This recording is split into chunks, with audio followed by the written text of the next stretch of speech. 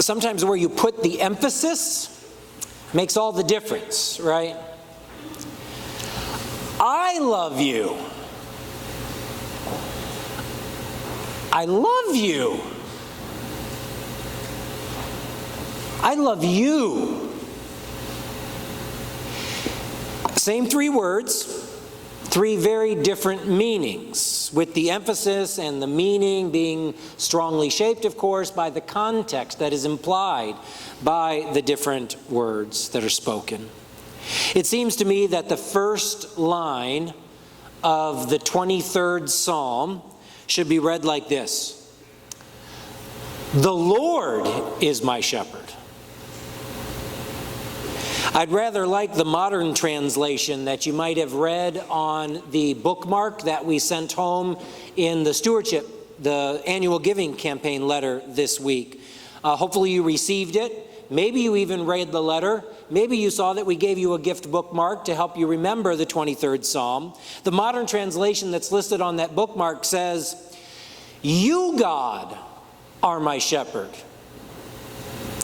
By the time Psalm 23 was written, the metaphor of shepherd had been around for a very long time. In fact, it is one of the oldest known metaphors in human history. The earliest known form of this metaphor comes from about 33, or the earliest known form of writing comes from about 3300 BC. So a little bit over 5,000 years ago. And there's an artifact from 4,500 years ago that calls the king of Uruk of Samaria the shepherd of the people. So within 800 or so years of the existence of writing that has survived to this day at least, there was this image of shepherd applied to a king. So that was maybe 2,000 years before Psalm 23 was written. And the king of Uruk was just the first of many through history. Empire after empire, kings were called shepherds of the people. Given the close connection between gods and kings in most places, it is no surprise that the metaphor of shepherd was also applied to gods in the ancient Near East. We know that a god called Enlil was described as a shepherd at least 1,000 years before Psalm 23 was written. And in that same time frame, the creation myth of the Babylonians, which certainly influenced the creation myth of Genesis, in that creation myth, the creator god Marduk was called the faithful shepherd of the people. So, that little history lesson was brought to you to make this point. Lots of kings and gods want you to think that they are your shepherd. To say, "The Lord is my shepherd," is a life-shaping affirmation. It is to declare that of all those gods and kings in the world who want to own you as their own sheep, you give your very life to the God of Abraham, Isaac, and Jacob. Oh, turn my microphone off when I do that. You give your very life to the God of Abraham and Isaac and Jacob, the God of Moses, the God who delivered us from slavery in Egypt, the God of Deborah, the God of Ruth, the God who eventually shows up in person in Jesus Christ. That God is my shepherd. Now, I suppose, though, that making a big deal out of that emphasis doesn't do too much. Unless we talk about what the alternatives are in the world today. The king of Uruk, who first called himself a shepherd in recorded history, and Enlil and Marduk, the gods of the ancient world, aren't really big competition anymore for the role of shepherd. But let's think a little bit more about that. Who is or what is that competition? Perhaps the easiest way to think through this is to pay attention to the next 4 words in Psalm 23. I shall not want. Really? I shall not want? It doesn't make a lot of sense, of course, if we hear those words in the modern sense, but just to make sure that we're all on the same page here, this doesn't mean that I shall not desire anything. This is the Old English use of the word want, as in to be in want of something. Like the 2 sad and frightful children that are hiding under the robes of the ghost of Christmas present in Charles Dickens' The Christmas Carol, right? He tells this long tragic tale of what is happening to the children of the world, and out he opens his robes, and there appear the children of ignorance and want. The children of lack of education and poverty as the causes of so much suffering in the world. In other words, with God as my shepherd, I shall have everything I really need. So, what do I really need? I've been forced to dwell on that question many times in my life because I used to listen to a song. Ryan, you can go ahead and start noodling. I used to play cassette tapes in the car when the children were little. One of the songs was by Rafi. I don't know how many of you remember this, if your kids are the right age for this to be a prevalent song for you. But the song went like this. All I really need is a song in my heart, food in my belly, and love in my family. So all I really need is a song in my heart, food in my belly, and love in my family. And all you really need is for me not to sing when I have a scratchy throat and a cold. It's bad enough on a good day. But that's what Rafi says. How all I really need is a song in my heart, food in my belly, and love in my family. And I wonder how you would complete that line.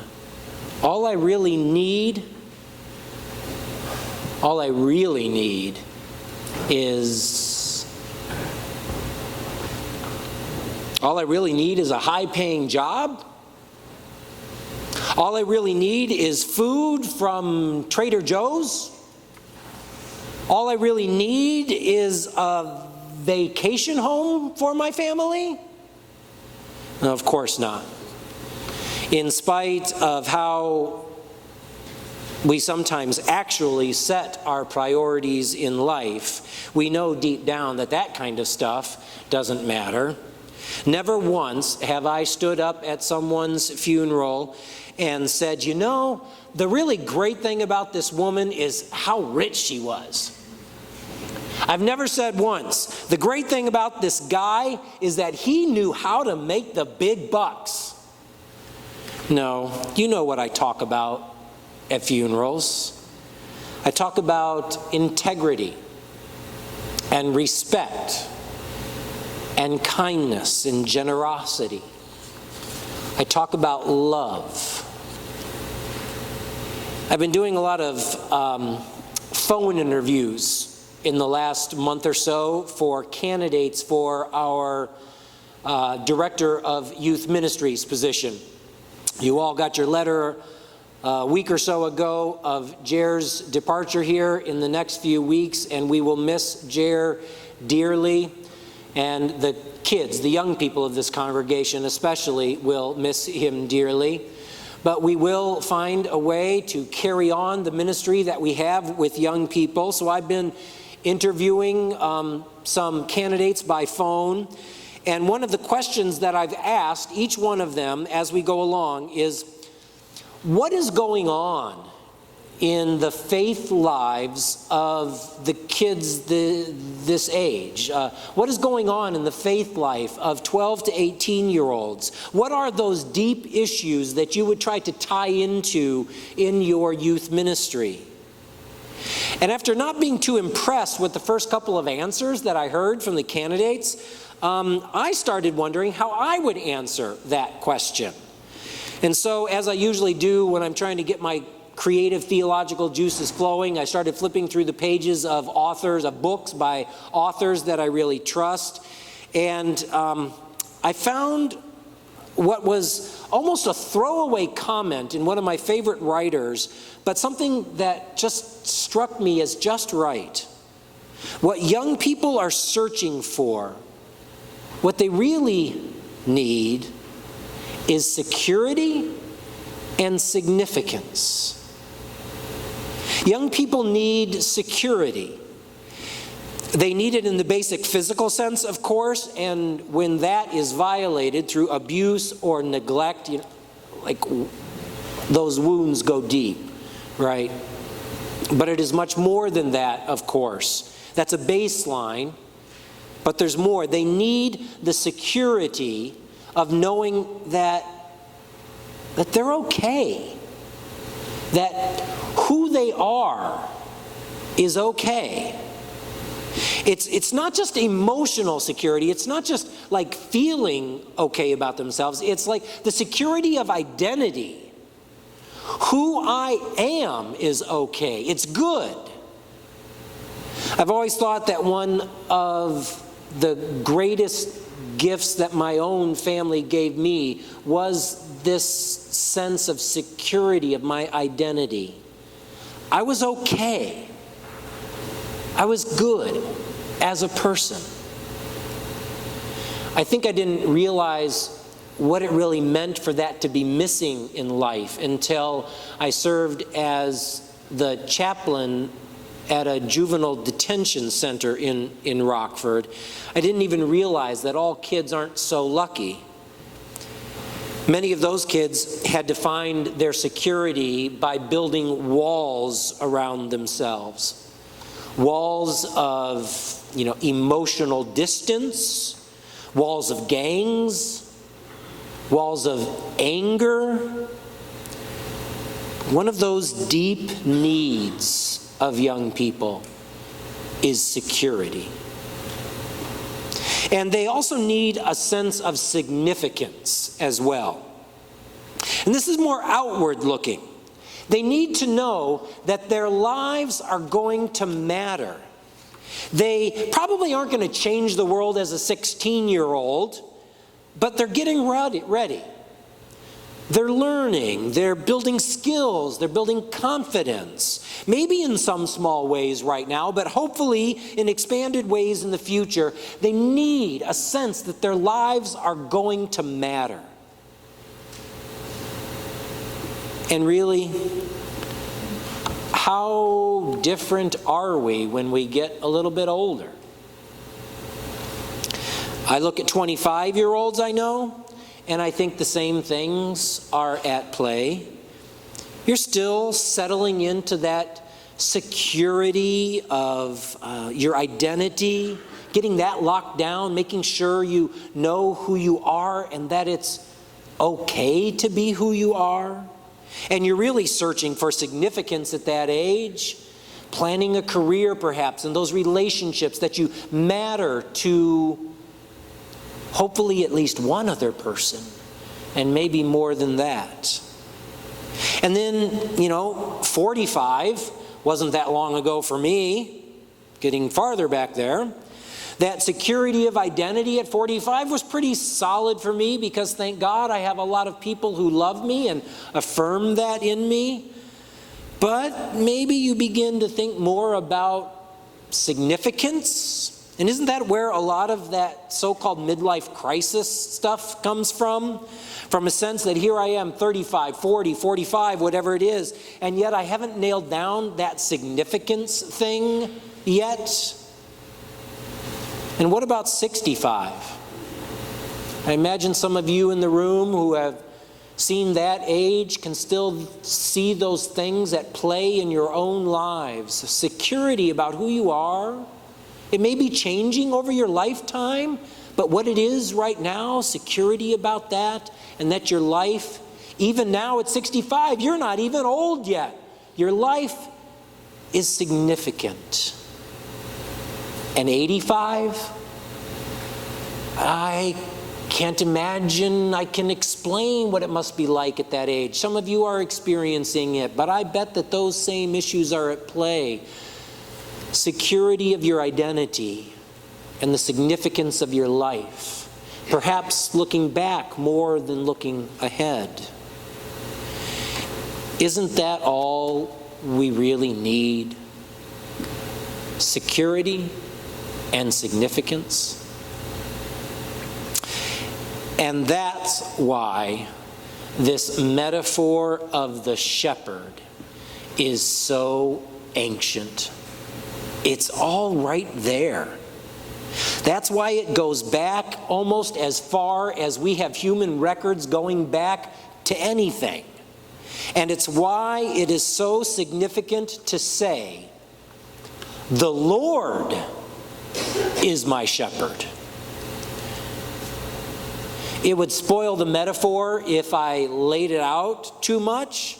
So I'll simply say that the whole security thing is pretty obvious, right? The shepherd gives security to the sheep and significance. The sheep's life matters, if for nothing else, from the perspective of a sheep, because it matters to the shepherd. And more to the point, our lives matter because we matter to God. We matter to God the way sheep matter to shepherds, the way children matter to parents. Our lives are significant, not because of what we accomplish, not because of what we earn, not because of what we own, not because of any of all that stuff that we worry so much about in our lives, but no one says a word about at our funerals. Our lives are significant because we matter to God. Security and significance. We have all we really need from God. So, I proclaim here today that I shall not want.